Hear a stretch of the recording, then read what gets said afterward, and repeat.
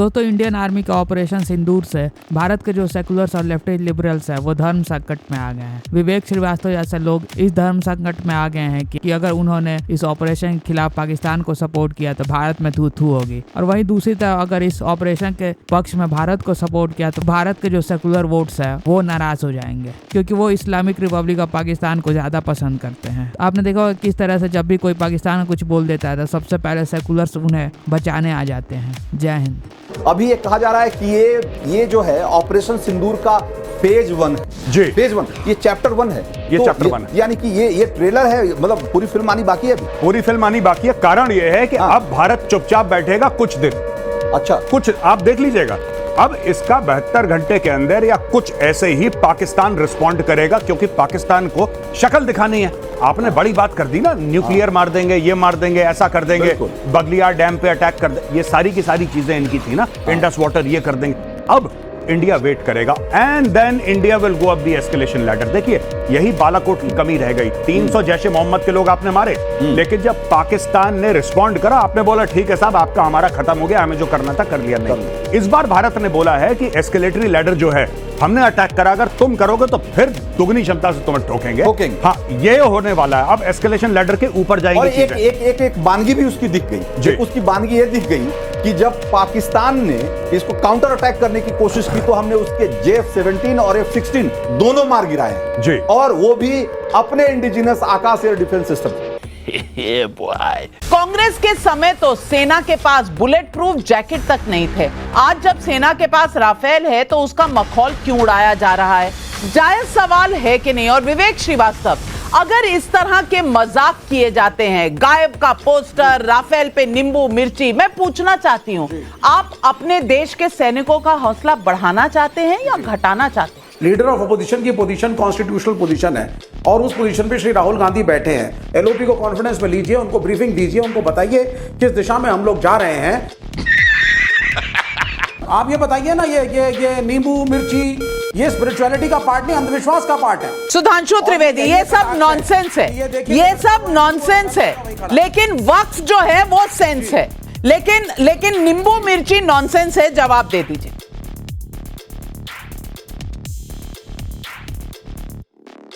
और पाकिस्तान के सेना अध्यक्ष ने कहा कि हमारे सैनिक कलमा पढ़कर वहां अटैक करेंगे। औकात नहीं है विवेक श्रीवास्तव जी की कि ये बोल दें कि कलमा पढ़कर अटैक करने की बात अगर कोई सेना कहती है तो कलमा के बारे में अपना विचार बोल दें, वो इनकी जबान हलक में अटक जाएगी।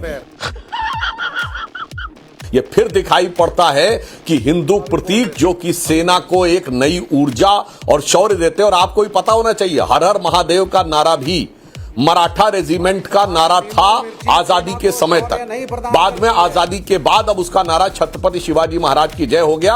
अन्यथा मराठा रेजिमेंट का नारा 1946 तक कोई भी जाके देख ले, हर हर महादेव था। तो सेना के द्वारा किए गए अनाउंसमेंट के ऊपर सवाल उठाना, सेना के खिलाफ बोलना नहीं है। ये कौन सा विवेक आपके अंदर जागृत हुआ, जरा बताइए। आप कहते हैं हम सेना पर सवाल नहीं उठा रहे।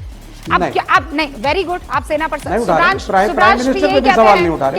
हम किसी तरह से सेना पर सवाल नहीं उठा रहे, हम सपोर्ट करते हैं, मोदी की नीति पर सवाल उठा रहे हैं, राइट? हाँ, नहीं, लेकिन यही बात मुझे लगता है अनुराग भदौरिया भी कहेंगे। बट अंडरस्टैंड, जब मोदी ये कह रहे हैं, जब सरकार ये कह रही है, विवेक प्लीज लिसन टू मी, जब सरकार ये कह रही है कि हमने सेना को फ्री हैंड दिया हुआ, सेना डिसाइड करेगी, सेना डिसाइड करेगी कब, उसका मतलब क्या होता है फ्री हैंड? कैसे? जनरल बख्शी, मतलब समझाइए जरा विवेक जी को। मैडम, डेमोक्रेसी में सेना नहीं डिसाइड करती का मतलब क्या होगा? सेना नहीं डिसाइड करेगी डेमोक्रेसी में, कैबिनेट डिसाइड करती है। ओके। 7 अक्टूबर को इजराइल पे बहुत भयावह हमला हुआ, बहुत भयावह हमला हुआ। 1700 यहूदी मारे गए सिर्फ इसलिए कि वो यहूदी थे, ठीक है? और उसके बाद इजराइल ने क्या किया? उसने कोर्ट ऑफ इंक्वायरीज नहीं शुरू करी। उसने किसकी गलती है, कौन था, किसके पास पेन था, किसके पास माइक था, ये नहीं पूछना शुरू किया। उन्होंने कहा पहले तो हम निपटेंगे हमास से, पहले तो हम निपटेंगे हिजबुल्लाह से, हौती से। लताड़ मारी है, ठीक है? अगर उनके 1700 गए तो वहां 2,70,000 से ज्यादा चले गए हैं। आप क्रोनोलॉजी समझ लीजिए। जो हुआ गलत हुआ, लेकिन इसका यह मतलब भी नहीं है कि इजराइल एक टेररिस्ट स्टेट की तरह जाए और इनोसेंट बच्चों को, अस्पतालों को, स्कूलों को बम्बार्ड करे। चड्ढा समझाओ इसे, समझाओ। ताजिए में कब आपने देखा कि वो जाकर के किसी मंदिर के बाहर डीजे बजा रहे हैं?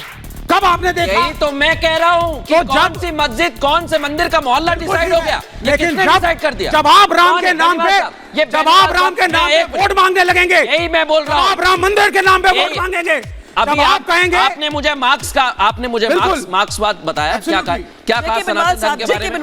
पता है ना आपको बेनीवाल साहब है कि चाकू इतनी लंबी होनी चाहिए। राम एक पार्टी की नहीं है, राम पूरे देश में है और पूरे मजहब के हैं। आप बेच रहे हैं राम को, केवल एक पार्टी। आप राम के नाम पे वोट बटोर रहे हैं। तू है कौन रे? विवेक श्रीवास्तव जी, मांगा जा रहा है। ठीक है, विवेक श्रीवास्तव जी, मुझे ये बताइए, आप कहते हैं राम मंदिर की बात करते हैं, अगर राम मंदिर बनाया है तो क्या बुरा किया है? राम मंदिर बनाया तो क्या बुरा किया है? कहा है तो बनाया है। उमेश जी के पास वोट बैंक का कोई वो नहीं है कि राम का इस्तेमाल हो रहा है। स्पीकर ने राज धर्म नहीं निभाया, इसलिए चर्चा हो रही है। जब एक मेंबर पार्लियामेंट शपथ लेने जाता है और लास्ट में कहता है जय हिंदू राष्ट्र, तो क्यों नहीं उसको डिस्क्वालीफाई किया स्पीकर ने? तरीके की बात करें कि मिर्ची लग जाती है, आप तो बड़े सभ्यता के शब्दों का इस्तेमाल भी कर सकते हैं। शब्दों की कमी थोड़ी है आपके पास। इतने सम्मानित पद के लिए आप ऐसे शब्दों का प्रयोग कर रहे हैं। नहीं साहब, आप चाटुकारिता आप करिए साहब, मैं नहीं चाटुकारिता मैं कब करता हूँ? आपको नजर आया सर? अब आप मुझ पर हमला कर दीजिए, इसमें चाटुकारिता क्या है? अगर मैं आपको सभ्यता से बोलने की नसीहत दे रहा हूँ तो इसमें चाटुकारिता क्या है? नहीं, व्हाट इज जय हिंदू राष्ट्र? नहीं, जय हिंदू राष्ट्र और मिर्ची लगने में कोई फर्क है कि नहीं है? आप बोल दीजिए। विवेक श्रीवास्तव, मिर्ची लगने में कोई फर्क है कि नहीं है? तो जी टेलीविजन मेरे लिए सभी सम्मानित मेहमान है, लेकिन आप इस तरीके से यहाँ अपने अपमान की डिक्शनरी खोल के मत बैठिए। बंद करो हाथ जोड़ के। मैं ईरान ने आते के साथ ट्रंप ने प्रतिबंध लगा दिया। इज्जत क्या होती है बताऊं आपको? ईरान पे आते के साथ ट्रंप ने प्रतिबंध लगाया और हम ईरान से अभी भी ऑयल ले रहे हैं। हमने ऑयल और एनर्जी में अमेरिका से समझौता करके हम आए कि हम आपसे भी ऑयल एनर्जी लेंगे। हमारे देश की ताकत आप समझते ही नहीं है कम्युनिस्टों। आप तो एक्सटिंक्ट स्पीशीज होते जा रहे हो, तो आपको पता नहीं पंडित जी ने इतना समय क्यों दे दिया। आपकी राय तो यही है कि जहां जहां आप थे वहीं से आप साफ हो रहे हो, भारत में सिमट गए हो, तो आपको ये समझ में नहीं आएगा। मुझे अमेरिकन का एंडोर्समेंट नहीं चाहिए इस मुल्क में। आज विश्व का कोई नेता इग्नोर नहीं कर सकता। Independent country. ओ भैया बीच में मत बोलिए ना, आप बहुत, अरे मुझे आपके क्यों मुझे बोल रहे हैं? दोस्तों, विवेक श्रीवास्तव एक ऐसा व्यक्ति है जिसकी पार्टी और आइडियोलॉजी ऑलरेडी भारत में हार चुकी है। केरला के चंद कुछ जिलों के अलावा और कहीं अस्तित्व नहीं है कम्युनिस्ट पार्टी का, लेकिन इसके बावजूद भी विवेक श्रीवास्तव रोज टीवी पर आकर अपनी बेइज्जती कराता है। रोज कभी कोई मेजर, तो कभी कर्नल, तो कभी कोई एंकर, तो कभी कोई भाजपा प्रवक्ता विवेक श्रीवास्तव को एक्सपोज कर देते हैं। इतनी सारी इंसल्ट झेलने के बाद भी रोजी रोटी के लिए टीवी पर आता है। तो एक बात तो साफ है, यह व्यक्ति कभी नहीं सुधरने वाला। तो अगर आपको वीडियो पसंद है तो लाइक कमेंट से जरूर करना। जय हिंद।